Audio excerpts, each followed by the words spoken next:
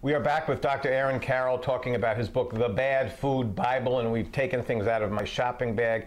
Now, correct me if I'm wrong. If there's one chapter where you seem to be most sympathetic that it's not a great thing to eat, it's sugar. Yeah, and is that fair? It's added sugar. So that's the thing. It's like, you know, the sugars that occur naturally in fruit or other, that's fine. Oh, right. No one's going to agree with that. Right. But added sugar is probably not such a good idea. I know that, you know, there's been a decent amount of evidence that shows that a lot, again, just like salt, a lot of companies add huge amounts of sugar to our food in order to make it more palatable when it's processed food. But that's not so good. So added sugars, in a lot of studies, are associated with higher rates of obesity, potentially of worsening, you know, rates of type 2 diabetes and things like that. And it's not necessary. It's a completely empty, you know, there's no nutrient, I mean, it's empty calories. There's no really nutrient or value. It's just sugar. We probably shouldn't be adding as much sugar as we do to our diet. But having said that, look, in a dessert, once in a while, fine. I mean, that's what we do. It's fine in moderation, but we need to be careful about the fact that this is added into almost all the foods we eat. Is there any truth to the fact that, and I hope I'm getting this right,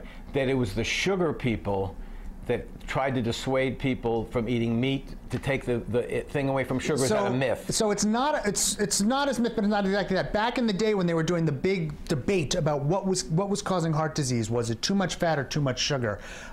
There's some growing evidence that the sugar industry might have had a play in limiting some of that research or suppressing some of the work that exists. And so a lot of it focused on fat. These days we've turned back to sugar. They're both, you know, in huge amounts, not so good.